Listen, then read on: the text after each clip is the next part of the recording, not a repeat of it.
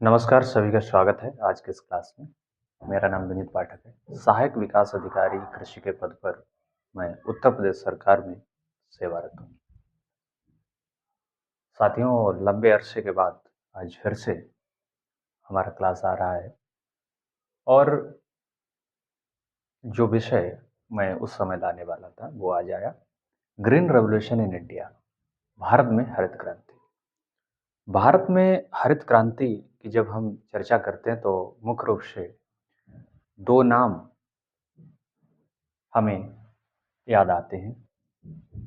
MS Swaminathan और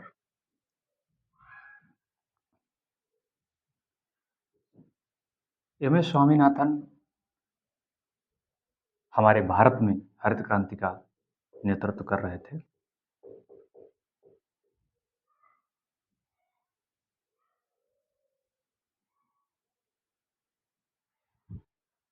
वहीं अमेरिकी वैज्ञानिक नॉर्मन ई बोरलॉग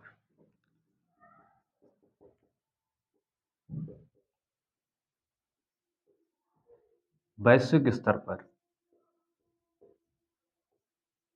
नेतृत्व देख रहे थे। ये दोनों कृषि वैज्ञानिक लीडर की भूमिका में सिर्फ लीडरशिप ही नहीं बल्कि टेक्निकल गाइडेंस और रिसर्च में अपना योगदान दे रहे थे। हम लोग अगर देखें 1960 से 70 तक, 1960 से 70 का वो दशक था जब भारत में दो प्रधानमंत्री स्वर्गीय लाल बहादुर शास्त्री और फॉर्मर पीएम श्रीमती इंदिरा गांधी का शासन इस एक दशक में रहा है। चर्चा इसलिए भी पूरे विश्व के अंदर हरित क्रांति की होती है कि जहाँ पर हमारा जो खाद्यान्न था वो सफिशिएंट नहीं था। हम पूरी तरह से आयात पर निर्भर थे। आइए देखते हैं कि उस समय का खाद्यान्न उत्पादन का आंकड़ा क्या कहता है।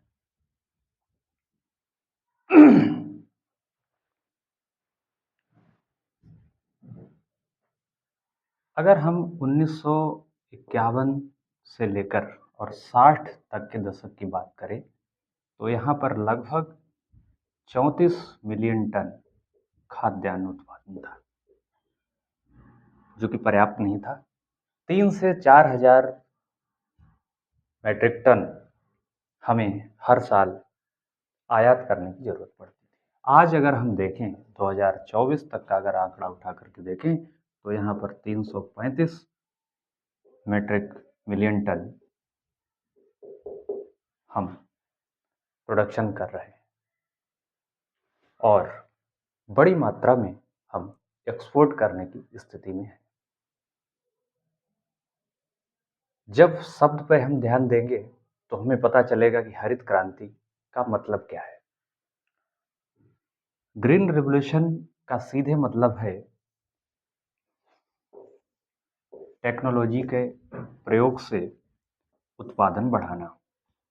टेक्नोलॉजी के प्रयोग से उत्पादन बढ़ाने का मतलब कि हमारे जो संसाधन हैं हमें उन पर ध्यान केंद्रित करना पड़ेगा। जब इरिगेशन फैसिलिटी को बढ़ावा दिया गया, केमिकल फर्टिलाइजर्स, पेस्टिसाइड्स का प्रयोग तेजी से बढ़ता है। दूसरे तालिका में हम देखते हैं कि फसलें क्या थीं जिन पर सीधे सीधे इम्पैक्ट हुआ, क्रॉप्स, और बेनिफिट्स देखते हैं और फिर कुछ कॉन्सिक्वेंसेस भी देख लेते हैं। वीट और राइस गेहूं और धान पर सीधे-सीधे हरित क्रांति का इम्पैक्ट हुआ। और अगर हम फिर से देखें कि लोकेशन क्या थी जो ज़्यादा इम्पैक्ट हुए, वीट के ऊपर मैक्सिको में डेवलपमेंट्स वर्क हो रहे थे और राइस में फिलीपींस कंट्री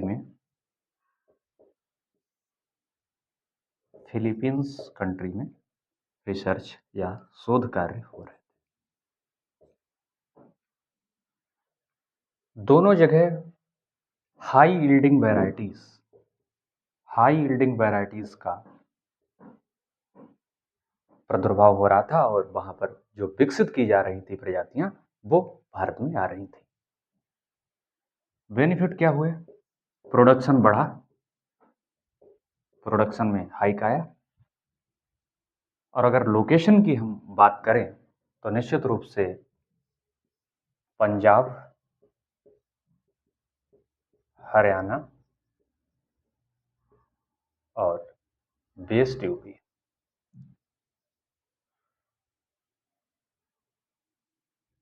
तीन लोकेशन पर हरित क्रांति का असर या प्रभाव बहुत अच्छा देखा गया। लेकिन अगर कुछ कॉन्सिक्वेंसेस की हम बात करें, अगर हम देखें, सबसे पहले हम देख लेते हैं बेनिफिट्स के अंदर। प्रोडक्शन बढ़ने की बात हम कर चुके हैं, वहीं फूड सिक्योरिटी को भी हम मीट आउट कर पाए। लेकिन आज जब हम 1960 से लेकर अभी तक 7 से 8 गुना उत्पादन बढ़ा चुके हैं और आज हमको क्या कॉन्सिक्वेंसेस इसके देखने को मिल रहे हैं, इन्वायरमेंट की दृष्टि से अगर देखें तो पेस्टिसाइड रेजिड्यू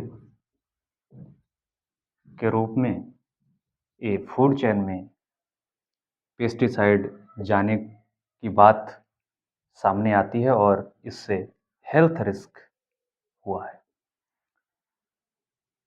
और दूसरा, जब सिंचाई के साधन बढ़े तो वाटर का जो डिप्लेशन है वो तेजी से हुआ, ज़्यादा से ज़्यादा पानी का प्रयोग हुआ। दूसरा, अगर देखा जाए तो लैंड डिग्रेडेशन, भूमि क्षरण हुआ है। ये सब जो इम्पैक्ट हैं वो ग्रीन रेवोल्यूशन के रहे। और उस समय जब हम आयात पे निर्भर थे तो ग्रीन रेवोल्यूशन ने हमको फूड सिक्योरिटी दी और हम एक्सपोर्ट कर पा रहे हैं, इस स्थिति में आ गए। लेकिन इस समय की क्या मांग है उस पर आते हैं। ग्रीन रेवोल्यूशन क्या है, हरित क्रांति क्या है और क्यों इसकी जरूरत थी, आखिर इसका इम्पैक्ट क्या रहा, ये सब चीजें हमने देखी। और आज वर्तमान परिदृश्य में इसका एनालिसिस करते हैं तो हम पाते हैं कि हेल्थ रिस्क एक बहुत बड़ा मुद्दा है जिसको हमें मीट आउट करने की जरूरत है। इसीलिए ऑर्गेनिक फार्मिंग आज का सबसे बड़ा मुद्दा है, क्योंकि हेल्थ रिस्क से हमको निजात पानी है तो ऑर्गेनिक फार्मिंग की तरफ जाना पड़ेगा। ऑर्गेनिक फार्मिंग कोई आज का विषय नहीं है। पहले जब हमने शुरुआत की थी तो यहाँ से की थी, लेकिन आज फिर हरित क्रांति का एक दौर पूरा हो चुका और दूसरे दौर में हम ऑर्गेनिक या नेचुरल फार्मिंग पे ही आकर के हेल्थ रिस्क को कम कर सकते हैं। साथियों, गौ आधारित प्राकृतिक खेती, zero budget natural farming, organic farming, ये सभी एक ही सिक्के के पहलू हैं और अगर इनको हम चारों तरफ से घेरें तो हम पाएंगे कि हमको काव यानी गाय से गोबर, मूत्र,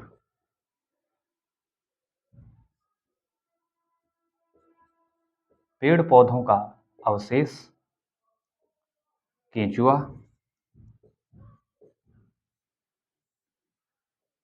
इन सभी को समावेशित करते हुए हमें जो अपने नेचुरल रिसोर्सेस हैं उनकी मदद से आज मिट्टी के क्षरण को, पानी के अत्यधिक दोहन को बचा करके और एक अच्छा ऑर्गेनिक फार्मिंग का वातावरण तैयार कर सकते हैं।